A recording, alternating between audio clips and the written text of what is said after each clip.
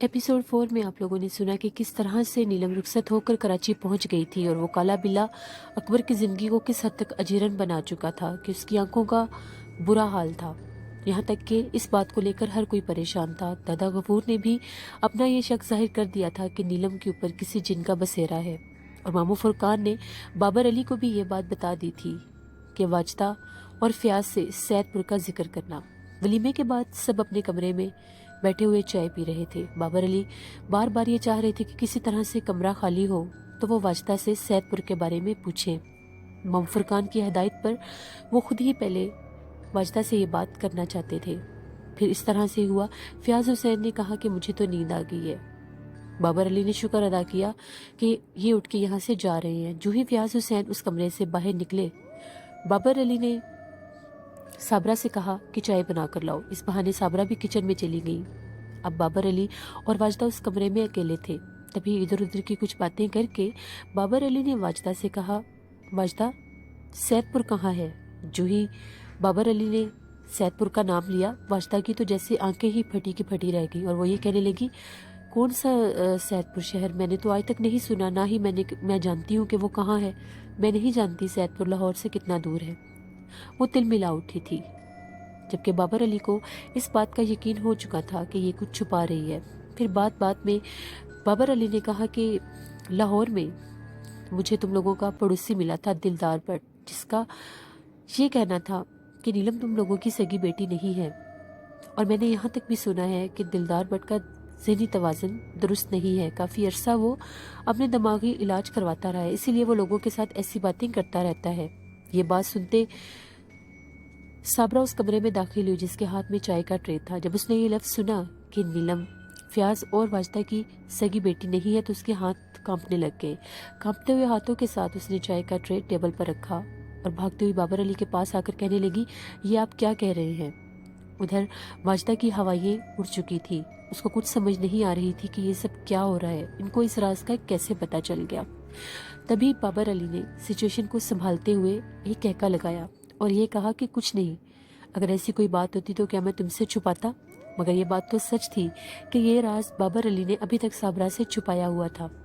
फिर बाबर अली ने कहका लगाते हुए साबरा को तसल्ली दी और ये कहा कि यूं ही इनका एक पागल सा पड़ोसी मुझे मिल गया था, जिसने यूं ही बातों बातों में मुझे फयाज हुसैन के खिलाफ करने के लिए ये बात कर दी कि नीलम इनकी सगी बेटी नहीं है।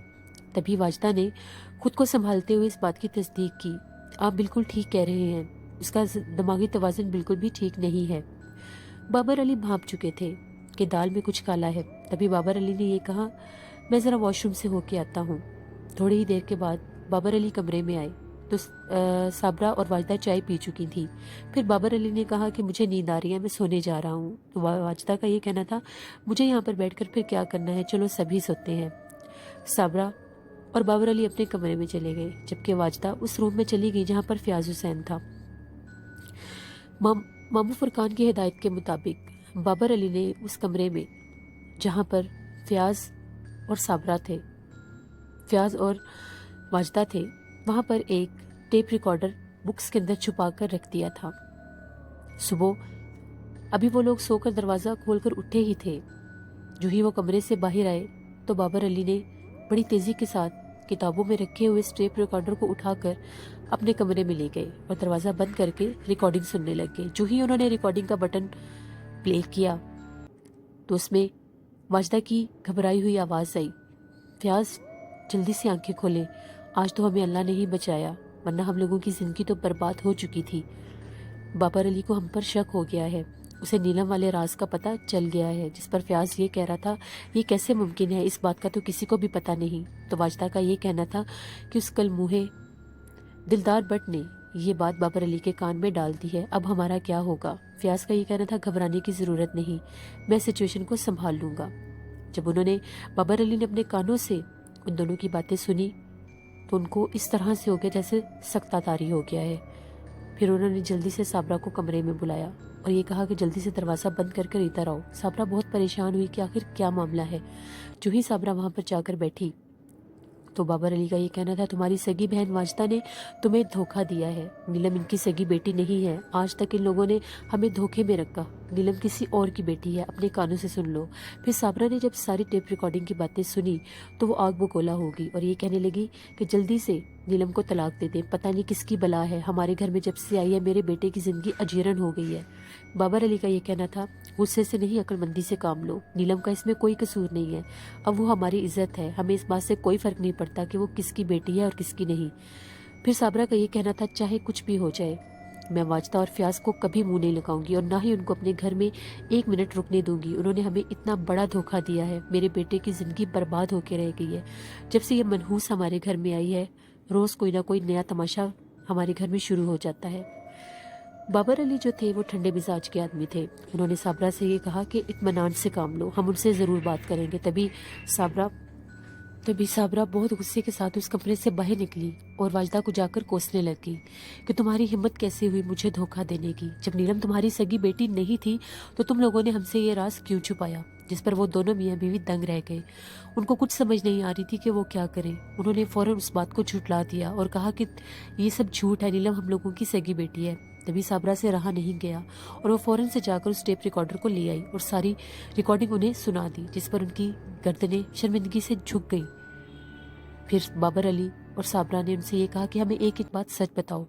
अभी इससे पहले वो कुछ बताते, मामू फुरकान का फ़ोन आया और मामू फुरकान ने ये कहा कि मैं अभी दादा गफूर के घर पे हूँ, मैं तुम लोगों को आकर बताता हूँ कि इन्होंने एक और बात भी हमसे छुपाई है। नीलम पर इस जिन का जो असर हुआ है ये 6 माह पुरानी बात है। इतने में मामू फुरकान भी आ गए। मामू फुरकान के सामने अब सारी बात वाजदा ने और फयाज हुसैन ने इन सबको बतानी थी। तभी फयाज हुसैन ने कहना शुरू किया, आप लोग जानते हैं कि किस तरह से मैंने वाजदा के साथ अपनी पसंद की शादी की थी, मगर हर रोज़ एक नई मुसीबत मेरे सर पर सवार रहती थी, क्योंकि शादी के काफ़ी अरसा गुजरने के बाद भी हम लोगों के यहाँ औलाद की खुशखबरी नहीं थी। मैंने और वाजदा ने बहुत इलाज भी करवाया था, मगर डॉक्टर ने हमें साफ साफ कह दिया था कि वाजदा कभी माँ नहीं बन सकती। हमने इस बात को अपने घर वालों से छुपाया हुआ था। घर में सिर्फ मेरी एक बूढ़ी माँ थी, जिनके दिल में ये आस थी कि वो आंखें बंद होने से पहले मेरा चमन खिलता देखे। इसी तरह मैंने और वाजदा ने ये बात घर वालों से छुपाई हुई थी कि वाजदा कभी माँ नहीं बन सकती, क्योंकि अगर मैं उनको ये सच्चाई बता देता तो वो मुझे इस बात के लिए फोर्स करती कि मैं वाजदा को तलाक देकर दूसरी शादी कर लूं, जो कि मैं हरगिज़ नहीं कर सकता था। वाजदा के बिना मैं रह भी नहीं सकता था और किसी और को अपनाने का सोच भी नहीं सकता था। इसी तरह एक रात हम लोग कमरे में बैठकर बातें कर रहे थे। वाजदा मुझे कह रही थी कि आप कभी मेरा साथ मत छोड़िएगा, अगर इस राज का किसी को पता चल भी गया तो आप मेरा साथ तो नहीं छोड़ेंगे। फयाज हुसैन का ये कहना था कि कभी सोचना भी ना कि मैं तुम्हारा साथ छोड़ूंगा। तुम भी जानती हो और मैं भी जानता हूँ कि हम लोगों का चमन कभी आबाद नहीं हो सकता, इसके बावजूद हम दोनों एक दूसरे के साथ हैं। उन लोगों को दरवाज़ा बंद करने का ख्याल ना रहा तो उनकी ये सारी बातें शायद वाजदा की सास ने सुन ली थी। तभी उन्होंने एक ज़ोरदार चीख मारी और फयाज को आवाज़ दी। फयाज को जूते पहनने की भी फुर्सत ना मिली। जो ही वो अपने कमरे से बाहर निकला तो सामने गैलरी में उसकी माँ ज़मीन पर गिरी पड़ी थी, वो बेहोश हो चुकी थी। दोनों ने जल्दी से उनको उठाकर गाड़ी में डाला और हॉस्पिटल ले गए। फयाज ने हॉस्पिटल के बड़े से बड़े डॉक्टर को कहा कि मेरी माँ को बचा ले, मगर इससे पहले कि उनका कुछ इलाज होता वो इस दुनिया से कूच कर चुकी थी। अब ये बात उनके दिल में राज बनकर रह गई थी कि क्या उन्होंने हमारी बातें सुनी थी या नहीं। अब घर बिल्कुल खाली हो गया था। वाजदा को पूरा घर अकेले खाने को दौड़ता था, क्योंकि अम्मा के साथ वो दिल लगाकर बातें करती रहती थी। अब अम्मा भी ना रही थी। फयाज हुसैन एक मसरूफ़ आदमी था, जिसकी एक फिल्म इंडस्ट्री के ऑफिस था और वो वहीं पर बिजी रहता था। इसी तरह से फयाज हुसैन को अक्सर ख्याल आता था कि हम कोई बच्चा गोद ले लेते हैं, जिस पर वाजदा का ये कहना था कि मैं ऐसे कोई भी बच्चा अपनी गोद नहीं ले सकती जिसको अपनी आंखों के सामने मैं ना देखूं कि वो किसका बच्चा है। ये सारी बातें उनके दिल के अरमान थे। तभी फयाज हुसैन के पास छोटी मोटी एक्ट्रेस आती रहती थी। वहाँ पर एक ऐसी लड़की थी जिसका नाम हसीना था। वो हर वक्त फयाज के ऑफिस के चक्कर काटती थी कि उसको किसी मूवी में कोई छोटा मोटा रोल दिलवा दे। तभी फयाज हुसैन ने अपने असर वसूख की वजह से उसको एक मूवी में चांस दिलवा दिया, तो वो उसकी बहुत ज़्यादा ममनून थी। यूं ही बातों बातों में एक दफ़ा फयाज ने हसीना से ये कहा कि कोई अच्छी काम वाली हो تو ہمیں ضرور بتانا. ہمیں اپنے گھر میں کوئی ایسی شریف عورت چاہیے کام کاج کے لیے جو ہمارے گھر میں رہے. میری بیوی کا دھیان بھی بٹا رہے گا اور اس کا دل بھی لگا رہے گا. تبھی حسینہ نے یہ کہا کہ میری بہن حسنہ ہے جو سید پور سے آئی ہوئی ہے. اس کے شوہر نے اس کو گھر سے نکال دیا ہے. وہ نشے کا عادی ہے اور اس کو بری راہ پر لگانا چاہتا تھا، جس کی وجہ سے وہ اپنے شوہر کو چھوڑ کر ہم لوگوں کے پاس آ گئی ہے. ہم لوگ بہت غریب ہیں. وہ بھی چاہتی ہے کہ اس کو کسی اچھے گھر کا کام مل جائے. پھر فیاض حسین نے حسینہ سے یہ کہا کہ اگلے دن اپنی بہن حسنہ کو بھیج دو. جو ہی اگلے دن وہ آئی، اس کا سلیقہ اور شرافت دیکھ کر فیاض حسین نے فوراً اس کو کام پر رکھ لیا. جب فیاض حسین اسے اپنے گھر لے کر آئے تو واجدہ بھی اس بات پر راضی ہو گئی. وہ بہت شریف اور عقل مند عورت تھی اور حسینہ سے کئی درجے خوبصورت بھی تھی. اس کو تھوڑے ہی دن لگے تھے واجدہ کے دل میں اپنا گھر کرتے. وہ واجدہ کے آگے اپنے دل کی ہر بات رکھ دیتی تھی. اسی طرح واجدہ کو بھی اس پر یقین ہونے لگ گیا تھا. انہوں نے کبھی بھی اس کو نوکرانی نہیں سمجھا تھا، اپنی چھوٹی بہن کا درجہ دیا تھا. واجدہ سے ہمیشہ یہ کہتی تھی کہ میں ایک بنجر زمین ہوں. میری بہت خواہش تھی کہ میرا گھر بچوں سے آباد ہوتا، مگر یہ نہ ہو سکا. بس میری زندگی میں ایک یہی دکھ ہے. حسنہ کا یہ کہنا تھا کہ ضروری نہیں کہ دکھ اور تکلیفیں صرف غریبوں کی زندگی میں ہی ہیں. ان کے پاس بھی یہ سب دکھ ہو سکتے ہیں جن کے پاس زندگی کی ہر آسائش ہو. وقت گزرتا گیا. حسنہ کو ایک دن بہت زیادہ چکر اور وامٹنگ شروع ہو گئی. جب اس کا چیک اپ کروایا گیا تو وہ امید سے تھی. حسنہ بہت خوش تھی کہ آج وہ کسی کے کام آ سکتی ہے. حسنہ نے واجدہ کو یہ تسلی دی کہ اس کے گھر جو بھی اولاد ہوگی وہ واجدہ کی گود میں ڈال دے گی، کیونکہ حسنہ کو اکثر یہ خواب آتا تھا کہ وہ ایک بہت خوبصورت بچی کو ایک باغ میں بیٹھا دیکھتی ہے اور واجدہ کو یہ کہتی ہے کہ بی بی جی اس کو جا کر اپنے گلے سے لگا لیں. حسنہ نے واجدہ کو یہ کہا میرے خواب کی تعبیر آ گئی ہے، اللہ مجھے ایک بیٹی نوازے گا جو میں آپ کو دے دوں گی. واجدہ کی خوشی کا کوئی ٹھکانہ نہیں تھا. واجدہ نے اسے کہا کیا تم سچ کہہ رہی ہو؟ ایسا ممکن ہے؟ پوری تسلی کے بعد آخرکار وہ وقت آ گیا کہ ان لوگوں کو یہ تسلی ہو گئی تھی کہ ان کی خالی گود اس طرح سے حسنہ بھر دے گی. حسنہ کو اولاد کی کوئی خواہش نہیں تھی کیونکہ اس کا ساتھ نبھانے والا کوئی نہیں تھا. اپنا غریب پیٹ ہی پال لیتی تو اتنا ہی اس کے لیے کافی تھا. پھر واجدہ اور فیاض حسین نے پورے خاندان میں یہ بات پھیلا دی کہ وہ بھی امید سے ہیں، تاکہ کبھی اس راز کا کسی کو پتہ نہ چلے کہ نیلم ان کی سگی بیٹی نہیں. اسی شک کو درست ثابت کرنے کے لیے وہ لوگ مری چلے گئے. 6 ماہ وہ وہاں پر رہے. حسینہ اور اس کی ماں کو بھی یہ پتہ نہیں تھا کہ حسنہ امید سے ہے. وہاں پر انہوں نے ایک خوبصورت بیٹی کو جنم دیا اور اس کو جنم دیتے ساتھ ہی حسنہ نے اس کو واجدہ کی گود میں ڈال دیا. وہ واجدہ کی بیٹی تھی. پھر انہوں نے صابرہ کو بھی ایک خط لکھا کہ ان کو بہت خوبصورت بیٹی اللہ نے دی ہے، جبکہ وہ حسنہ کی بیٹی تھی. اسی طرح سے وقت گزرتا گیا. نیلم 4 سال کی ہو گئی. حسنہ کا جو شوہر تھا اللہ نے اس کو عقل دے دیا. اس نے اپنے سارے غلط کام چھوڑ کر ایک دکان بھی کھول لی تھی گاؤں میں، اور وہ حسنہ کو واپس لانا چاہتا تھا کیونکہ حسنہ کے بعد اس نے ایک شادی کی تھی. وہ عورت اسے بے وفائی کر کر اسے چھوڑ کے چلی گئی تھی. اب اسے اپنی غلطی کا احساس ہو گیا تھا. بالآخر ایک دن وہ وہاں پر آ پہنچا اور حسینہ اور اس کی ماں کو کہنے لگا کہ مجھے حسنہ کا پتہ بتاؤ. پتہ چلنے پر جب وہ فیاض حسین کے گھر گیا تو ایک رات حسنہ نے جب اس کو اپنے دروازے پر دیکھا، دستک دی، تو اس نے یہ سمجھا فقیر ہوگا. دروازہ کھولا تو آگے اس کا شوہر وزیر علی تھا. اس نے کہا تم یہاں پر کیوں آئے ہو؟ بالآخر بہت بحث و مباحثے کے بعد، ساری تسلی دینے کے بعد، منتیں سمجھتے کرنے کے بعد حسنہ راضی ہوگی واجدہ اور فیاض کے سمجھانے پر، اور وہ وزیر علی کے ساتھ ہمیشہ کے لیے سید پور چلی گئی اور اس وعدے کے ساتھ گئی کہ وہ کبھی بھی یہاں پر نہیں آئے گی. واجدہ اور فیاض کے دل سے وہ بوجھ بھی ہٹ گیا کہ اب یہ راز کسی کو بھی پتہ نہیں چلے گا کہ نیلم ان کی سگی بیٹی نہیں ہے. وقت گزرتا گیا. نیلم 20 سال کی ہو گئی. ادھر اس کی سگی ماں کی زندگی میں پھر طوفانوں نے گھر کر لیا. حسنہ دوبارہ ماں نہیں بن سکی، جبکہ وزیر علی چاہتا تھا کہ اس کے گھر میں اولاد ہو. وزیر علی نے حسنہ کی اجازت سے دوسری شادی کر لی اور اللہ نے اس کو بچے بھی دیے، جس پر اس کی بیوی بہت زیادہ بری تھی. یہاں تک کہ اس نے وزیر علی کو سکھا کر حسنہ کو اس گھر میں ایک قیدی کی جگہ بنا دی. ایک دن اس نے وزیر علی کو اتنا سکھایا کہ اس کو طلاق دے دو. اس سے پہلے کہ وزیر علی سے طلاق دیتا، اس کو ایک کتے نے کاٹ لیا، جس کی وجہ سے وہ زندگی کی بازی ہار گیا. پھر اس نے جو اس کی دوسری بیوی تھی اس نے اس گھر پر قبضہ کر لیا، لیکن گاؤں والے سب حسنہ کو جانتے تھے. انہوں نے وہ گھر حسنہ کے نام لگوا دیا اور وہ عورت اپنے بچے لے کر وہاں سے چلی گئی. اب حسنہ نے ایک چھوٹی سی دکان گھر میں کھول لی تھی. اس کا اس دنیا میں کوئی نہیں تھا. माँ का इंतकाल हो चुका था और उसकी बहन हसीना नशे के चक्रों में पड़ गई थी और अपनी जिंदगी को बर्बाद कर चुकी थी। उसने वो दुकान सिर्फ इसलिए खोली थी कि उसका दिल लगा रहे और कुछ चंद पैसे आ जाएं जिंदगी बसर करने के लिए। मगर उसको खांसी ने इस तरह से निढाल कर दिया था कि वो खूबसूरत औरत एक ढांचा बन के रह गई थी। हुस्ना ये जानती थी कि फयाज हुसैन का पड़ोसी दिलदार भट्ट का भाई आशिक भट्ट इसी गांव का रहने वाला है और कभी कभार वहां पर दिलदार भट्ट भी उससे मिलने आता है। एक दफ़ा उसकी हालत बहुत ज़्यादा ख़राब थी। उसकी ज़िंदगी की बस एक आखिरी ख्वाहिश यही थी कि वो नीलम को अपनी आंखों से देख सके, क्योंकि नीलम 20 साल की हो चुकी थी और उसके वजूद में इतनी ताकत नहीं थी कि वो इतना लंबा सफ़र करके लाहौर जाए। फिर उसने दिलदार भट्ट के हाथों एक ख़त भेजा जिसमें अपनी आखिरी ख्वाहिश जाहिर की। उसकी आखिरी ख्वाहिश को देख कर फयाज हुसैन और वाजदा ने ये फैसला किया कि वो सैदपुर जाएंगे। तभी अगले दिन वो लोग सैदपुर के लिए निकल पड़े। जो ही गाड़ी सैदपुर पहुंची, वो एक छोटा सा गांव था जिसकी कच्ची सड़कों पर वो गाड़ी नहीं जा सकती थी, तो मजबूरन उन लोगों को गांव की बैरूनी सड़क पर ही उतरना पड़ा। गलियों को क्रॉस करके उन लोगों ने हुस्ना के घर जाना था। हुस्ना को सब जानते थे।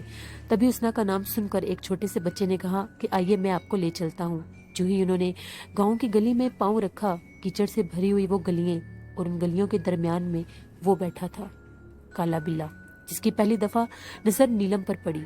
नीलम ने जो ही उस काले बिल्ले को देखा, वो बहुत गौर से नीलम को देख रहा था, तो नीलम डर के सहम कर फयाज हुसैन के पीछे छुप गई और कहा कि बाबा वो देखें, वो कितना भयानक है। तभी उस बच्चे ने कहा कि बाजी आप डरे मत, ये बिल्ला किसी को कुछ नहीं कहता, और वो उस बच्चे के सामने आ गया। नीलम ने उसके पास से जो ही गुजरना था, वो काले बिल्ले को बर्दाश्त ना हुआ उस बच्चे का दरमियान में आना। वो बच्चे के कंधे के ऊपर फलांगा तो बच्चा उसका वजन बर्दाश्त ना कर सका, बल्कि नीचे बैठ गया। वो था तो एक बिल्ला, मगर उसका जिस्म और वजन बहुत अजीब था। वो देखने में बिल्कुल एक नॉर्मल बिल्ला नहीं था। ऐसा लगता था जैसे वो एक छोटा सा कुत्ता है। उसका वजन एक गधे जितना था। जब उसने अपनी आंखों से नीलम के हुस्न को देखा, उसके लहराते हुए काले बाल, उसकी चाल, वो तो जैसे नीलम पर आशिक हो चुका था। तभी वो एक टूटे हुए घर में दाखिल हुए, जहां पर एक बुसीदा सी चारपाई पर एक ढांचा पड़ा हुआ था। वो हुस्ना थी, जिसको देखकर वाजदा तो अपना दिल पकड़ के रह गई।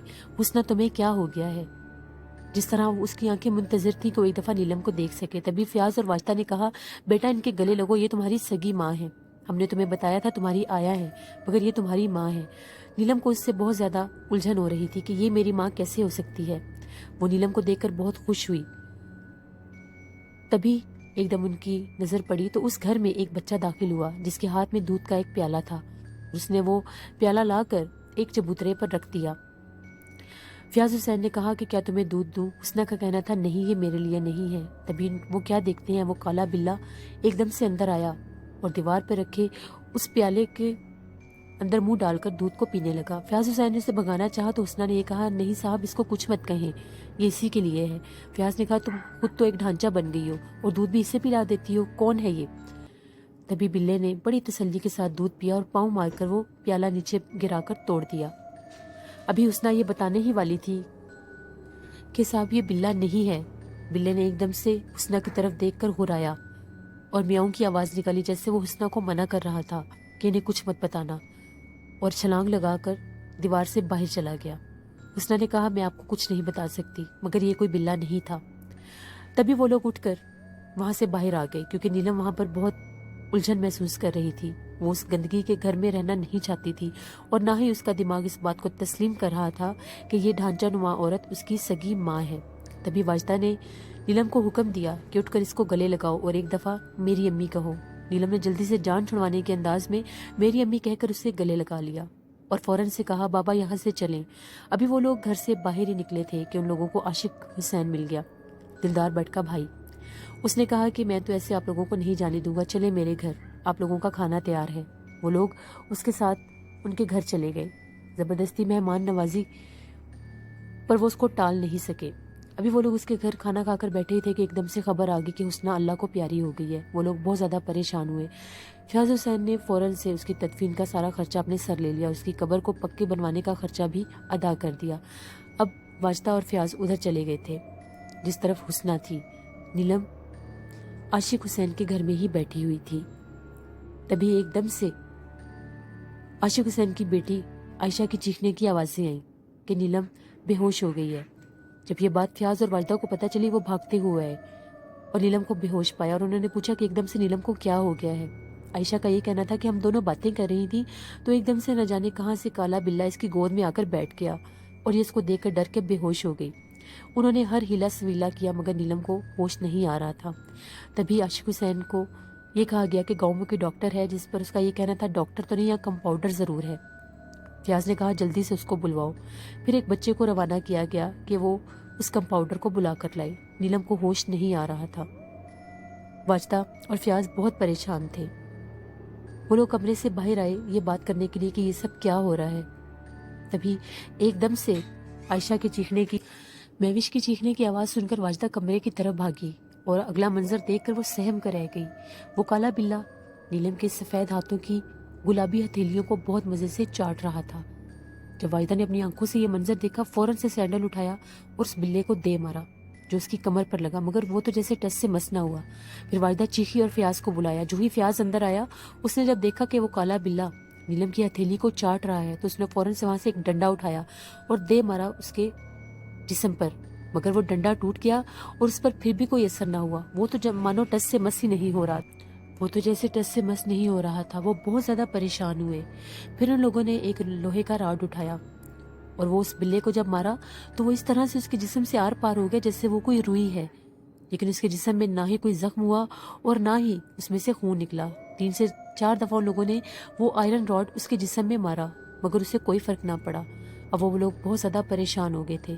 بلے نے پوری تسلی کے ساتھ نیلم کی ہتھیلی کو چاٹا اور ایک گھور کر فیاض حسین کی طرف دیکھ کر زمین پر چھلانگ لگائی اور اس کی ٹانگوں کے درمیان سے ہوتا ہوا باہر چلا گیا۔ فیاض حسین کو ایسا لگا کہ کوئی لوہے کی چیز اس کی ٹانگوں کے ساتھ ٹکرائی ہے۔ ایک دم سے نیلم کو ہوش آ گیا۔ وہ بہت زیادہ گھبرائی ہوئی تھی کہ وہ کہاں پر ہے۔ بس اس کا ایک ہی لفظ کہنا تھا یہاں سے جلدی چلے۔ اپنی سرخ ہتھیلی کو دیکھ کر وہ بہت زیادہ پریشان ہوئی، اس کو جلن ہو رہی تھی۔ اس نے پوچھا کہ بابا یہ کیا ہوا ہے؟ فیاض حسین کا یہ کہنا تھا کچھ نہیں بیٹی، کوئی چوٹ لگی ہوگی۔ وہ اسے حقیقت نہیں بتانا چاہتے تھے۔ پھر ایک مرہم پٹی کی گئی اور جلدی سے وہ لوگ وہاں سے رخصت ہو گئے۔ جو ہی گاڑی گاؤں کی اس کچی سڑک سے باہر نکل رہی تھی آم کے پیڑ سے اس کالے بلے نے گاڑی کے اوپر چھلانگ لگائی۔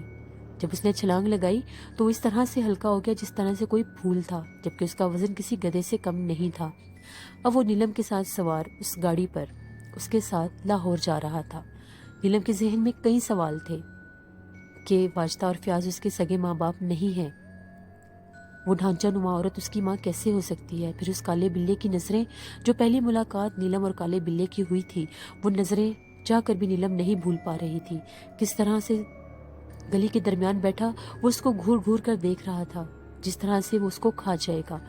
وہ بہت سہمی ہوئی تھی۔ تبھی گاڑی نے اپنا سفر مکمل کیا اور وہ لوگ لاہور پہنچ گئے۔ فیاض حسین اپنے آفس کے چپڑاسی کو گھر چھوڑ گیا تھا۔ ولی محمد اس کا نام تھا۔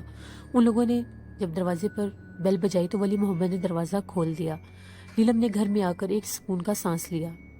اس سے پہلے کہ وہ لوگ گاڑی سے اترتے اور ولی محمد دروازہ کھولتا، کالے بلے نے چھلانگ لگائی اور فیاض حسین کے گھر میں لگے ایک درخت کے اوپر چڑھ کر آرام سے اندر چلا گیا۔ اب وہ نیلم کے گھر میں آ چکا تھا۔ کالے بلے کی نظریں نیلم کے گھر والوں پر تو تھی ہی صحیح، مگر اس کی خصوصی نظر میں نیلم تھی جس کو دیکھے بنا اس کو چین نہیں آتا تھا۔ نیلم جو ہی اپنے کمرے میں گئی اس نے ایک سکون کا سانس لیا اور اپنے بیڈ پر اپنی باہیں پھیلا کر لیٹ گئی۔ تبھی اس کو ایسا محسوس ہوا کہ جس طرح سے کمرے میں کوئی ہے۔ ادھر ادھر دیکھنے لگی مگر اس کو کوئی نظر نہیں آیا تو اس کے کمرے کی لائٹ بجھ گئی۔ وہ فوراً سے اٹھی، اسے لگا کہ شاید لائٹ چلی گئی ہے۔ اپنے کمرے کا دروازہ کھولا تو سامنے برآمدے میں لائٹ جل رہی تھی۔ وہ حیران ہو گئی کہ اس کے کمرے میں تو لائٹ نہیں ہے، پھر باہر کیسے لائٹ ہے؟ ابھی وہ یہ سوچ ہی رہی تھی کہ ایک دم سے دروازہ بند ہوا۔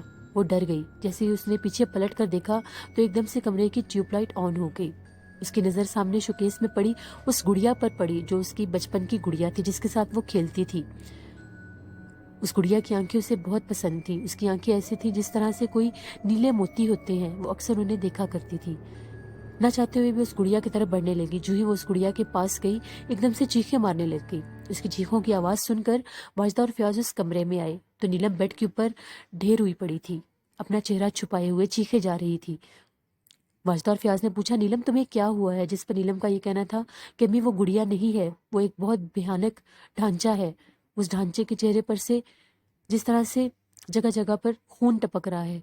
मैंने वहां पर एक खोपड़ी को देखा है। उन लोगों ने पलट कर देखा तो वहां पर गुड़िया ही थी। फिर उन लोगों ने नीलम को समझाया कि ऐसा कुछ नहीं है, चलो हमारे साथ। वो नीलम को दूसरे कमरे में ले गए और नीलम रात भर उनके पास ही सोई। नीलम की जिंदगी में अजीबोगरीब वाकयात होना शुरू हो गए थे, क्योंकि वो काला बिल्ला नीलम की जिंदगी में असर डाल चुका था। नीलम दिन ब दिन कमजोर होती जा रही थी। ज़हनी कैफियत भी कुछ अजीब हो गई थी। जब से वो सैदपुर से आई थी, जिस तरह से उसका खाना पीना छूट गया था। सुर्ख रंगत सफ़ेद रंगत की वो नीलम अब पीली पड़ने लगी थी। फयाज हुसैन ने शहर का कोई डॉक्टर नहीं छोड़ा था, लेकिन हर डॉक्टर यही कहता था कि नीलम को कोई बीमारी नहीं है।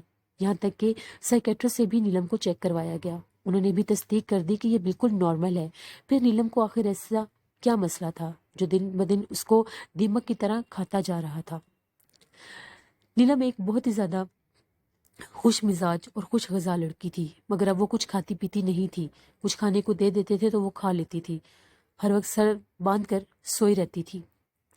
उसकी हालत को देखकर वाजदा और फयाज बहुत ज्यादा परेशान थे।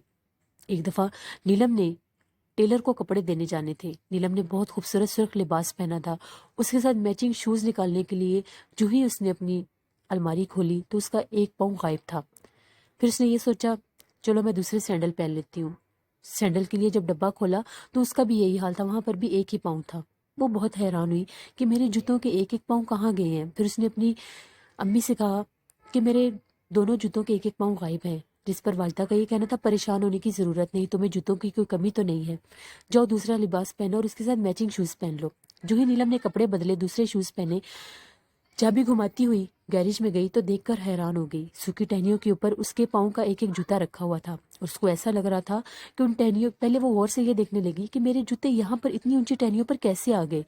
जैसे ही वो करीब होकर जूतों को देखने लगी तो वो क्या देखती है कि एक नेगरू, जिस तरह से नेगरू होते हैं सुर्ख आंखों वाले, काली स्याह रंगत वाले, उसको झांक रहा है। तभी वो चीखती हुई अंदर आई और अपनी अम्मी से ये कहा कि अम्मी, बाहर कोई आदमी है। उसकी माँ ने पूरी तसल्ली की, वहां पर कोई भी नहीं था। अलबत्ता नीलम के जूतों को देखकर वो बहुत हैरान हो गई। तभी उन्होंने नीलम से ये कहा, जाओ जल्दी से स्टोर रूम से जाकर डंडा उठाकर लाओ, तुम्हारे शूज उतारने हैं। नीलम भागती हुई स्टोर रूम में गई। स्टोर रूम में अक्सर दिन के टाइम भी अंधेरा रहता था, अब तो मगरिब का टाइम था। जो ही नीलम ने स्विच बोर्ड पर हाथ रखा, नीलम को ऐसा लगा कि उसका हाथ किसी ने पकड़ा है। उसने वाज़े अपने हाथ के ऊपर एक लम्स को महसूस किया, जिस तरह से नीलम का हाथ किसी ने पकड़ा है। फिर वो भागती हुई बाहर आई, लंबे लंबे सांस ले रही थी और वाजदा से कहने लगी, अम्मी स्टोर रूम में कोई है, उसने मेरा हाथ पकड़ा है। वाजदा ने कहा, हद हो गई है नीलम, अब तुम बच्ची नहीं रही, इतना मत डरा करो। वाजदा नीलम के साथ स्टोर रूम में आई। उन्होंने लाइट जलाई। वहां पर दूर दूर तक कोई भी नहीं था, ना ही कोई ऐसी चीज थी जो नीलम का हाथ पकड़ती। वाजदा ने नीलम से कहा, बेटा यहाँ पर कोई भी नहीं है। मगर वो लोग बहुत हैरान थी। उस स्टोर रूम में बिल्कुल ताज़ा गुलाबों की खुशबू आ रही थी। उन दोनों ने जब खुशबू महसूस की, वो घबरा गई। नीलम ने कहा, अम्मी ये खुशबू कहाँ से आ रही है? वाजदा ने कहा, कुछ भी नहीं है, छोड़ो, चलो अब बाहर चलते हैं। जो ही वो वहां से एक डंडा लेकर बाहर आए तो वो जूते ऑलरेडी नीचे गिरे पड़े थे। नीलम ने अपने जूते उठाकर तसल्ली की, उसके जूते बिल्कुल ठीक थे। नीलम ने वो ले जाकर अपनी अलमारी में वापस रख दिए। नीलम के सर का दर्द तो जैसे जाता ही नहीं था। जब से वो सैदपुर से आई थी, बहुत बीमार रहने लगी थी। उसके सर का दर्द इस हद तक हो जाता था कि उसको सर बांध कर सोना पड़ता था और कई कई घंटे वो बेहोश रहती थी और उसकी आंखें भी सुर्ख रहने लगी थी। वाजदा और फयाज बहुत ज्यादा पछता रहे थे सैदपुर जाके। एक दफा नीलम टीवी लाउंज में बैठी हुई थी, टीवी देख रही थी कि एकदम से उसको महसूस हुआ कि टीवी लाउंज में कोई है। वाजदा रात का खाना बना रही थी। जब उसको ये महसूस हुआ कि उसके करीब कोई है और उसके कान के पास आकर किसी ने एक गहरा सांस लिया है, वो भागती हुई किचन में गई। वाजदा ने कहा कि तुमने टीवी क्यों बंद कर दिया है? नीलम ने कहा, अम्मी मुझे डर लग रहा है। वाजदा और नीलम आकर टीवी लाउंज में बैठ गई तो वहां पर किसी के होने का कोई एहसास नहीं था। अब नीलम अपने कमरे में तो सोने का सोच भी नहीं सकती थी। वो वाजदा के साथ सोती थी और फयाज हुसैन अकेले सोते थे। हैरत की बात यह है कि जब नीलम सुबह उठकर अपने बेडरूम में जाती थी तो उसके तकिए के ऊपर रोज एक खूबसूरत गुलाब रखा होता था। नीलम ने उस गुलाब को देखा तो उसकी खुशबू बहुत खूबसूरत थी। फिर नीलम को एकदम से एहसास हुआ कि ये गुलाब कहाँ से आया, तो उसने नीचे फेंक दिया और जाकर वाजदा से पूछा, क्या आपने गुलाब रखा है? वाजदा ने कहा, नहीं बेटा, हम लोगों की लॉन में अभी कोई गुलाब नहीं खिला। फिर उसने फयाज हुसैन से पूछा कि बाबा, क्या आप मेरे लिए तोहफा लेकर आए थे? फयाज हुसैन का ये कहना था, नहीं बेटा, किस तोहफे की बात कर रही हो? तो नीलम ने गुलाब के बारे में बता दिया। फयाज हुसैन ने कहा, जाओ वो गुलाब उठा कर लाओ। جب واجدہ اور نیلم اس کمرے میں گئے تو بیڈ کے اوپر وہ گلاب دوبارہ پڑا ہوا تھا. وہ ایک پیلے رنگ کا گلاب تھا. فیاض حسین نے واجدہ نے جب اس گلاب کو دیکھا تو وہ بہت حیران ہوئے. وہ ان کے لون کا نہیں تھا اور وہ ایک کھلا ہوا بہت خوبصورت گلاب تھا. اب یہ سلسلہ تو جیسے شروع ہی ہو گیا. نیلم کے کمرے میں اس کے تکیے کے اوپر روز ایک گلاب رکھا ہوتا تھا. کبھی سرخ گلاب، کبھی کالا گلاب، کبھی گلابی گلاب. اس طرح کے گلاب اس کے کمرے میں رکھے ہوتے تھے جو ان کے لون کے نہیں تھے. وہ لوگ بہت زیادہ حیران تھے. فیاض حسین نے اپنا وہم دور کرنے کے لیے نیلم کے کمرے پر تالا لگا دیا کہ میں دیکھتا ہوں اب کیا ہوتا ہے. اگلے دن جب تالا کھولا تو پھر وہاں پر گلاب رکھا تھا اور وہ اتنے تازہ ہوتے تھے کہ ان کے اوپر شبنم کے قطرے ہوتے تھے. پھر فیاض حسین نے یہ سوچا کہ ایک رات میں یہاں پر گزار کے دیکھتا ہوں اور یہ مجھے تب پتہ چلے گا کہ گلاب کون رکھتا ہے. واجدہ نے کہا میں آپ کو اس بات کی ہرگز اجازت نہیں دوں گی کہ آپ اس کمرے میں اکیلے رہیں. فیاض حسین نے کہا کہ تم میرے ساتھ رک جاؤ. تو واجدہ کا یہ کہنا تھا سوچئے گا بھی مت. میں کسی ایسی چیز کو اگر دیکھ لیا تو زندہ نہیں رہوں گی. پھر ان لوگوں کو یہ آئیڈیا آیا کہ یہاں پر کسی کو سلاتے ہیں. پھر ان لوگوں کو ولی محمد کا خیال آیا جو چپڑاسی تھا. وہ ایک سیدھا سا آدمی تھا. تبھی فیاض حسین نے اگلے دن ولی محمد کو یہ کہا کہ آج رات تم میرے گھر رکو گے، جس پر اس نے انکار نہیں کیا. رات 8 بجے کا ٹائم تھا. ولی محمد نے کھانا کھایا اور 9 بجے ان سے یہ کہا کہ صاحب مجھے کہاں سونا ہے. تو فیاض حسین نے اسے نیلم کے کمرے کا دروازہ کھول دیا اور کہا یہاں پر سونا ہے. ولی محمد نے کہا ٹھیک ہے. واجدہ نے کہا کیا تمہیں اکیلے ڈر تو نہیں لگے گا؟ تو اس کا یہ کہنا تھا نہیں بی بی جی، ہم لوگوں کو ڈر نہیں لگتا، مجھے یہاں پر بہت سکون کی نیند آئے گی. پھر فیاض اور واجدہ نے یہ سوچا کہ اگر یہ سو گیا تو ہمیں کیسے پتہ چلے گا کہ گلاب کون رکھتا ہے. اس کو ساری حقیقت بتا دیتے ہیں. اگر تو اس کا دل مانے گا تو یہ سو لے گا ورنہ چلا جائے گا. پھر ان لوگوں نے گلاب کے پھول والی ساری حقیقت ولی محمد کو بتا دی. وہ ایک گاؤں کا آدمی تھا اور اس نے یہ کہا کہ ہمیں ایسی باتوں سے ڈر نہیں لگتا. جو بھی گلاب رکھنے آئے گا میں اس کی ایسی درگت بناؤں گا کہ گلاب کے پھول کو ہی دیکھ کے وہ ڈر جائے گا. تبھی ولی محمد نے اس کمرے میں پہرا دینا شروع کر دیا. آدھی رات کا ٹائم ہوا تو جیسے اس کی آنکھیں بند ہونے لگ گئی. وہ نیند کا بہت کچا تھا. وہیں قالین پر لیٹ کر وہ سو گیا. ابھی اس کی آنکھ کھلی تو رات کے 2:30 بجے کا ٹائم تھا. اس نے دیکھا کہ کہیں ایسا نہ ہو کہ گلاب کوئی رکھ کے چلا بھی گیا. اس کے بیڈ پر نظر پڑی تو وہاں پر گلاب نہیں تھا. اس نے شکر ادا کیا. پھر اس نے سوچا کہ میری قسمت میں کہاں اتنا خوبصورت بیڈ ہو سکتا ہے، چلو اس نرم ملائم بیڈ پر ہی آ سو لیتا ہوں. جو ہی وہ بیڈ پر سونے کے لیے بڑھا تو ایک دم اس کے چہرے کے اوپر ایک زوردار تھپڑ رسید کیا کسی نے، مگر مارنے والا نظر نہیں آیا. وہ بہت حیران ہوا کہ میرے منہ کے اوپر اتنا زوردار تھپڑ کس نے رسید کیا ہے. تبھی اس کی نظر پڑی تو اس بیڈ کے اوپر ایک جلے منہ والا آدمی بیٹھا تھا جو نیم دراز ہو کر لیٹا ہوا تھا. اس کا چہرہ اتنا بھیانک تھا کہ جگہ جگہ پر جلے ہوئے زخم تھے اور ان میں سے خون ٹپک رہا تھا اور اس کی آنکھیں بہت زیادہ بھیانک تھی، لمبے لمبے دانت تھے. جب ولی محمد نے اتنے بھیانک چہرے کا آدمی دیکھا تو وہاں سے چیخیں مارتا ہوا باہر بھاگا. اس کی چیخوں کی آواز سن کے واجدہ اور فیاض بھی باہر آئے. اس کے تو جیسے سانس سے اٹک کے رہ گئے تھے. اس نے بتایا کہ وہاں پر بہت بھیانک آدمی ہے. واجدہ اور فیاض اس کو ساتھ لیے جب اس کمرے میں گئے تو وہاں پر کوئی بھی نہیں تھا.